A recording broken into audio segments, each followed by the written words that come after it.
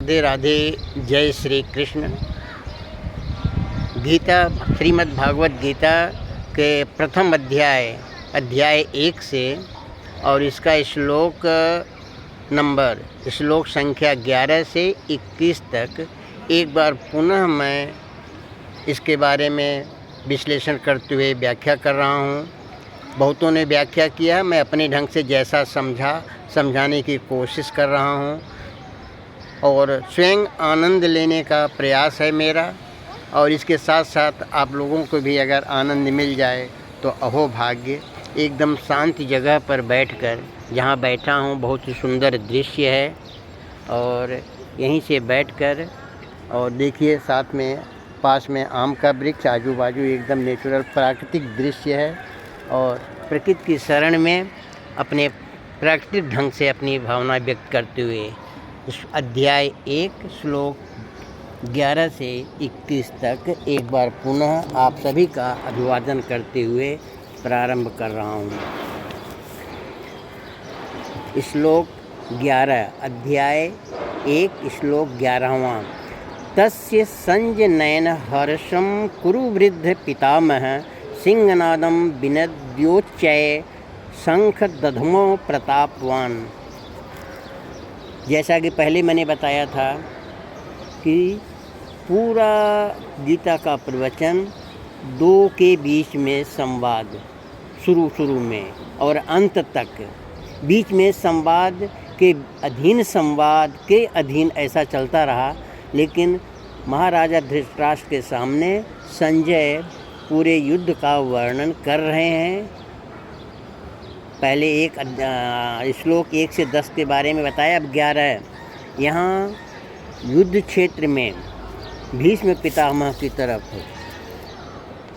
इंगित किया गया है। दुर्योधन भीष्म पितामह के पास खड़े हैं, पूरा दृश्य का वर्णन किया तो संजय बता रहे हैं धृतराष्ट्र को कि पितामह, भीष्म पितामह के लिए विशेषण शब्द का प्रयोग किया है प्रतापवान।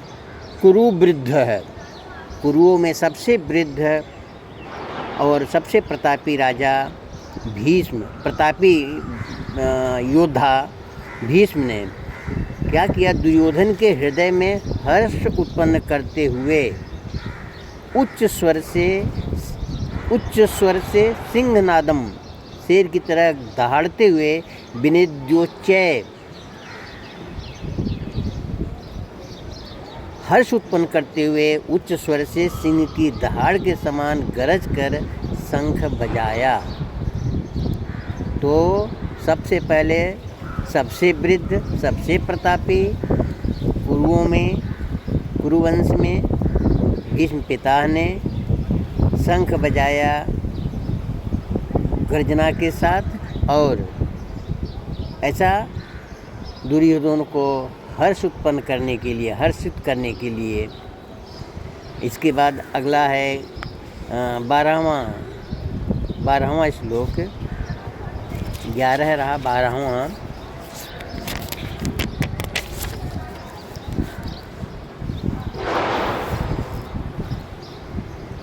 ततः शंखाश्च भैर्यस्य पर्णवानगो मुखाः सहसैवाभ्यहन्यन्तं सह शब्दस्तुमुलो अभवत्। संस्कृत के शब्द हैं, ज़बान बहुत तोड़नी पड़ती है। मैं संस्कृत का विद्यार्थी नहीं रहा हूँ, फिर भी अपने आप प्रयास कर रहा हूँ।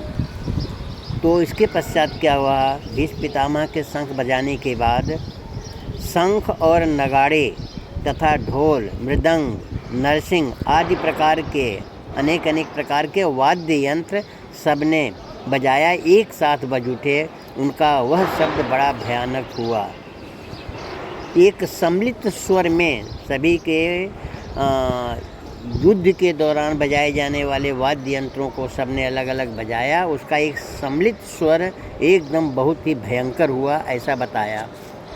किसने? संजय ने धृतराष्ट्र को। ततः शंखस्य भैर्यस्य पर्णवानगो मुखाः सहसा अचानक अभिहन्यन्तः स शब्दस्तु तुमुलो अभवत।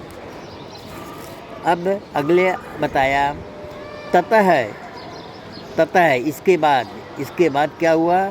श्वेतैर हरैर युक्तेह, श्वेत सफ़ेद, हर्य घोड़ा, सफ़ेद घोड़े पर विराजमान, उत्तम रथ में, महत्य स्यंदय स्थितो, उत्तम रथ में बैठे हुए श्री कृष्ण महाराज और अर्जुन ने भी माधव पांडश्चैव दिव्यो शंखो प्रदध्मुतः, उन लोगों ने भी अलौकिक शंख बजाया। किसने? पांडव और नहीं, श्री कृष्ण महाराज और अर्जुन, दो का उल्लेख किया है। एक भीष्म पितामह और उनके तरफ के लोगों ने शंख बजाया, तो दूसरी तरफ युद्ध क्षेत्र में युद्ध की घोषणा करते हुए श्वेत रथ पर, श्वेत घोड़े में, श्वेत घोड़ों से सजा हुआ रथ में बैठे हुए भगवान श्री कृष्ण ने भी अपना शंख बजाया। उनके शंख का नाम रखा है पांचजन्य, अगले श्लोक में बताएंगे। और अर्जुन ने भी अपना बजाया वाद्यन, शंखनाद किया। सबके जो है ध्वनि, सभी बहादुर योद्धाओं ने अपने अपने वाद्य यंत्रों से युद्ध की घोषणा किया। पांचजन्य हृषिकेशो देवदत्तम धनंजय है, धनंजय अर्जुन ने, यानी संजय धृतराष्ट्र को बता रहे हैं महाराज को कि किसने क्या क्या बजाया। देवदत्तम धनंजय, अर्जुन ने देवदत्त नामक महाशंख बजाया। और पांचजन्य हृषिकेशो, और श्री कृष्ण महाराज ने पांचजन्य नामक शंख बजाया। पौंड्रम दद्मो महाशंखम भीमकर्ता वृकोदरः, और भयानक कर्मों वाले भीमसेन ने पौंड्र नामक महाशंख बजाया। इस तरह से सबके द्वारा बजाए गए ध्वनि जो उत्पन्न है उसके वाद्य यंत्रों का नाम गिनाया।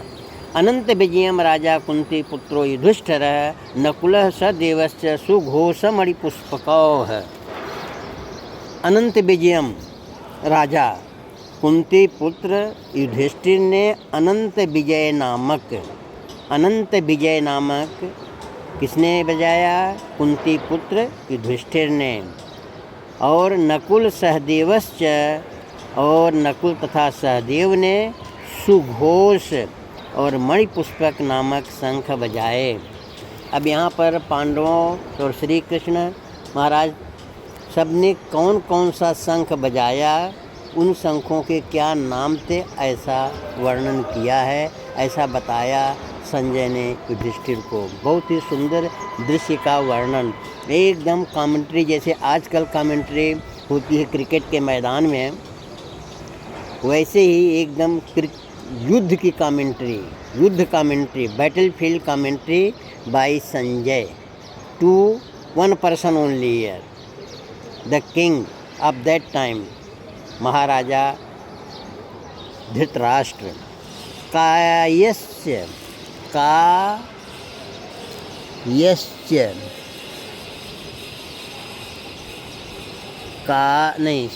कास्यश्च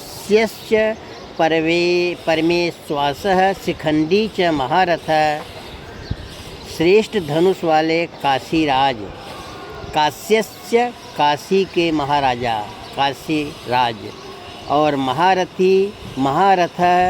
शिखंडी च महारथ शिखंडी, शिखंडी च महारथ, महारथी शिखंडी और काशी के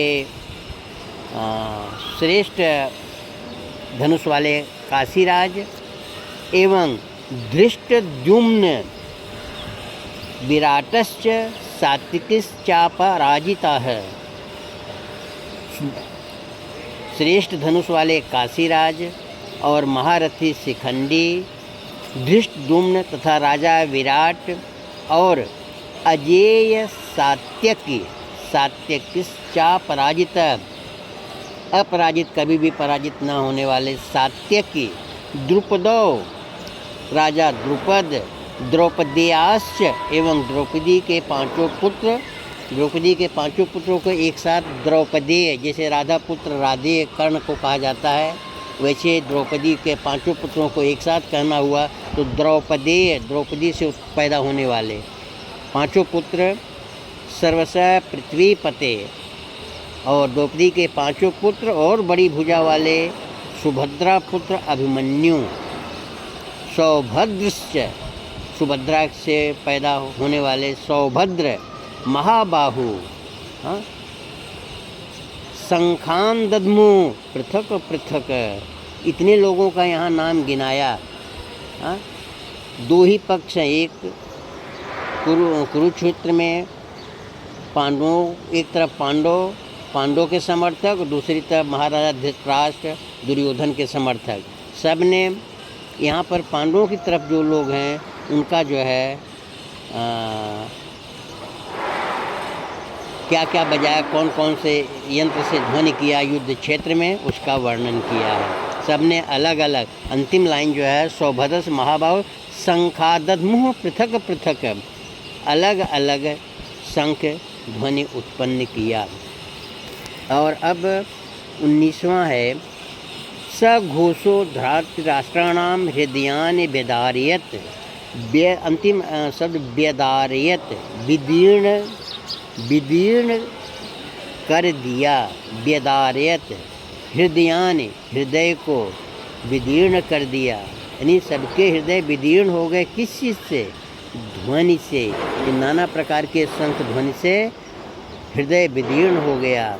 स घोषो, उस आवाज़ से, भयानक आवाज़ से, धारती राष्ट्राणाम, और उस भयानक शब्द ने आकाश और पृथ्वी भी गुंजाते हुए धारती राष्ट्र के अर्थात अपने पक्ष वालों के हृदय विदीर्ण कर दिए। संजय ने कहा अपने पक्ष वालों के, संजय जो है कमेंट्री कर रहे हैं, उनका पक्ष है धृतराष्ट्र दुर्योधन की तरफ वाले, उन लोगों का हृदय विदीर्ण हो गया पांडवों की तरफ से जिन लोगों ने ये ध्वनि किया।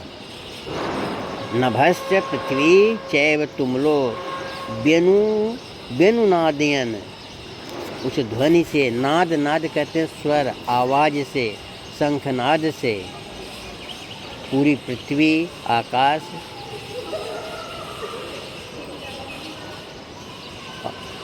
भयानक आवाज़ गूंज गया। और इससे, इस आवाज़ से धृतराष्ट्र के अर्थात आपके पक्ष वालों के हृदय विदीर्ण कर दिए, ऐसा कहा संजय ने धृतराष्ट्र को। अथ व्यवस्थितान् दृष्ट्वा धार्तराष्ट्रान् कपिध्वजः प्रवृत्ते सहस्रपाते धनुरुद्यम्य पांडवः। हे राजन, इसके पश्चात कपिध्वज अर्जुन ने मोर्चा बांधकर डटे हुए धृतराष्ट्र संबंधियों को देखकर उस शस्त्र चलाने की तैयारी के समय धनुष उठाकर ऋषिकेश महाराज से यह वचन कहा। अब यहाँ 3 लाइन, 3 पंक्तियाँ में अर्जुन के बारे में कैसे अब इनका यहाँ पर मोह उत्पन्न हो रहा है, अपने सगे संबंधियों को देखकर उनके मारने से उनका मन बिल्कुल अब छटपटा रहा है, विदीर्ण हो रहा है। युद्ध क्षेत्र में सब कुछ सामने, आवाज़ हो गई, शंखध्वनि हो गया, युद्ध शुरू करने की तैयारी, उसके ठीक पहले मनोस्थिति अर्जुन का। अथ व्यवस्था धृतराष्ट्र ने कपिध्वज अर्जुन ने प्रवृत्ते सहस्रपाते धनुरुद्य पांडव, धनुरुद्यम्य पांडव, धनुर्धारी अर्जुन धनुष उठाकर ऋषिकेश महाराज से वचन कह रहे हैं। ऋषिकेशम भगवान श्री कृष्ण से वाक्यम विदाहम महीपते, इस प्रकार का वचन कह रहे हैं। क्या? सेनयोरु मध्य, दोनों सेनाओं के बीच, हे कृष्ण महाराज श्री ऋषिकेश श्री कृष्ण महाराज जी, हमारी रथ को दोनों सेनाओं के मध्य स्थापित करो, मुझे मेरे रथ के साथ दोनों सेनाओं के बीच ले चलो। डगमगा रहा है अर्जुन का मन। ये इस तरह से मैंने यहाँ आज आपको अध्याय श्लोक 11 से 21 तक का विवरण किया। आनंद आया। आपने सुना, यहाँ पर अभी अर्जुन का मोह शुरू नहीं हुआ, वहाँ तक पहुँच गए हैं। युद्ध क्षेत्र में संजय ने महाराजा धृतराष्ट्र को युद्ध स्थिति की कमेंट्री बताया, किसने कौन कौन सा, दोनों पक्ष में कौन कौन सा शंख बजाया, यानी कि युद्ध घोषणा शुरू हो गई। युद्ध घोषणा शुरू हो गई। अब यहीं से बहुत मज़ेदार सार बात मैं अपने अगले वीडियो में बताऊंगा। तब तक के लिए राधे राधे, जय श्री कृष्ण। बहुत बहुत धन्यवाद। आप लोगों का सत्कार सम्मान मिलता रहे बस, चाहे क्रोध में चाहे हंसी में। कुछ लोगों ने बहुत तारीफ़ किया, सर रुकना नहीं चाहिए, ये श्रृंखला जारी रहे। ठीक है, मेरा भी शेष जीवन ऐसे करते करते बीत जाए। आपका आशीष मिलता रहे। धन्यवाद।